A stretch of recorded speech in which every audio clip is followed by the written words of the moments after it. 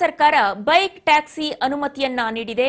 ರಾಜ್ಯ ಸರ್ಕಾರ ಅನುಮತಿ ನೀಡಬೇಕು ಎಂದು ವಾಟ್ಸ್ಆಪ್ ಮತ್ತು ಸಾಮಾಜಿಕ ಜಾಲತಾಣಗಳಲ್ಲಿ ಪ್ರಚಾರ ಆಗ್ತಾ ಇದೆ. ಆದರೆ ಕೇಂದ್ರ ಯಾವುದೇ ಅನುಮತಿಯನ್ನ ನೀಡಿಲ್ಲ, ಮಾರ್ಗಸೂಚಿ ಮಾತ್ರ ನೀಡಿದೆ ಅಂತ ರಾಜ್ಯ ಖಾಸಗಿ ಸಾರಿಗೆ ಸಂಘಗಳ ಒಕ್ಕೂಟದ ಅಧ್ಯಕ್ಷ ಎಸ್ ನಟರಾಜ್ ಶರ್ಮಾ ಹೇಳಿದ್ದಾರೆ.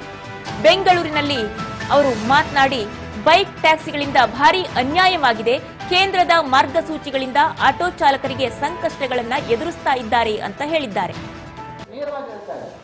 ಅದೇ ನಮ್ಮ ಅಗ್ರಿಗೇಟರ್ ರೂಲ್ಸ್, ಕರ್ನಾಟಕ ರಾಜ್ಯದ ಅಗ್ರಿಗೇಟರ್ ರೂಲ್ಸ್ ಸ್ಟ್ರಿಕ್ಟ್ ಆಗಿದೆ. ಯಾವುದೇ ಕಾರಣಕ್ಕೆ ಆಗಲಿ 5% ಹೆಚ್ಚಾಗಿ ತಗೋಬಾರದು. ಮತ್ತೆ ಅದಾಗೋದ್ಮೇಲೆ ನೆಕ್ಸ್ಟ್ ದುರದೃಷ್ಟ ಅಂತಲೇ ಹೇಳ್ಬೋದು. ಈ ಒಂದು ಪ್ಯಾರಾ ಮಾತ್ರ 17.7 ರೂಲ್ 17.7 ಏನಿದೆ, ಇದು ಇಡೀ ದೇಶದಲ್ಲೇ ಒಂದು ದುರಂತ ಅಂತ ಹೇಳ್ಬೋದು. ಮುಂದಕ್ಕೆ MNC ಕಂಪನಿಗಳು ಯಾವ ರೀತಿ ಸಾರ್ವಜನಿಕರ ರಕ್ತವನ್ನು ಹೀರಬಹುದು ಅಂತ ಹೇಳ್ಬಿಟ್ಟು ಹೇಳೋದಕ್ಕೆ ನಾನು ಬಯಸ್ತೀನಿ. ನೋಡಿ, ಇದರಲ್ಲಿ ಏನ್ ಹೇಳುತ್ತೆ ಅಂತಂದ್ರೆ, ಅಕಸ್ಮಾತ್ ಯಾವುದೇ ಒಂದು ರಾಜ್ಯ ಸರ್ಕಾರಗಳು ದರವನ್ನು ನಿಗದಿಪಡಿಸದೇ ಇದ್ರೆ ಯಾವುದೇ ಒಂದು ವೆಹಿಕಲ್ಗೆ, ಆಟೋಗಾಗಿರ್ಬೋದು, ಎಲೆಕ್ಟ್ರಿಕ್ ವೆಹಿಕಲ್ಸ್ಗಾಗಿರ್ಬೋದು, ಫಾರ್ ಎಕ್ಸಾಂಪಲ್ ಬೈಕ್ ಟ್ಯಾಕ್ಸಿಗಳಿಗೆ ನಮ್ಮಲ್ಲಿ ದರ ಇಲ್ಲ, ಯಾವುದೇ ರಾಜ್ಯಗಳಲ್ಲೂ ಕೂಡ ದರ ಇಲ್ಲ. ದರವನ್ನು ನಿಗದಿಪಡಿಸದೇ ಇದ್ರೆ ಯಾರು ದರವನ್ನು ನಿಗದಿಪಡಿಸಬೇಕು? ಅಗ್ರಿಗೇಟರ್ಗಳೇ ನಿಗದಿಪಡಿಸಿ ಸರ್ಕಾರಕ್ಕೆ ಸಲ್ಲಿಸಬೇಕಂತೆ. ಯಾವ ಕಾನೂನು ರೀ ಇದು? ತೊಗಕ್ ದರದಲ್ಲಿ ನಾವಿದ್ದಾಗಿದೆ.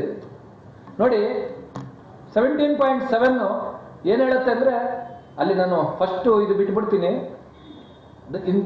ಇನ್ states where the fare has not been determined by the state government.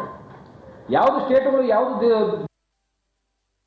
ಏನು ಕೇಂದ್ರ ಸರ್ಕಾರ ಇವತ್ತು ಗೈಡ್ಲೈನ್ಸ್ ಅನ್ನ ಕೊಟ್ಟಿದೆ, ಈ ಗೈಡ್ಲೈನ್ಸ್ ಅನ್ನ ಸೋಷಿಯಲ್ ಮೀಡಿಯಾಗಳಲ್ಲಿ, ಮಾಧ್ಯಮಗಳಲ್ಲಿ ಇದೆ ಅಂತ ಹೇಳ್ಬಿಟ್ಟು ಏನು ಇದೆ ಕಾನೂನೇ ಬಂದ್ಬಿಟ್ಟಿದೆ ಅನ್ನೋ ರೀತಿಯಲ್ಲಿ ಬಿಂಬಿಸ್ತಾ ಇದ್ದಾರೆ. ಆದರೆ ಈ ಗೈಡ್ಲೈನ್ಸು ಬರೀ ಒಂದು ಅಡ್ವೈಸರಿ ಸಲಹೆಗಳು ಬಿಟ್ಟರೆ ಇದು ಯಾವುದೂ ಕಾನೂನಲ್ಲ.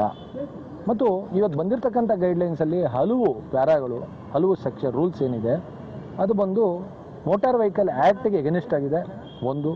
ಎರಡನೇದಾಗಿ ಕಾಂಪಿಟೇಷನ್ ಆ್ಯಕ್ಟ್ಗೆ ಎಗನೆಸ್ಟ್ ಆಗಿದೆ. ಸಾರ್ವಜನಿಕರಿಗೆ ಹೊರೆ ಆಗ್ತದೆ ದರ.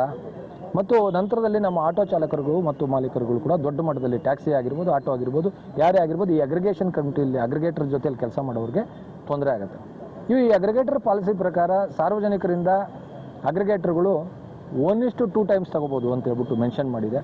ಅಂದರೆ 15 ರೂಪಾಯಿ ಇರ್ತಕ್ಕಂಥದ್ದು 45 ರೂಪಾಯಿ ತನಕ ಪೀಕ್ ಅವರ್ಸಲ್ಲಿ ಸರ್ಜ್ ಪ್ರೈಸಲ್ಲಿ ತಗೋಬೋದು ಅನ್ನೋಂಥದ್ದು.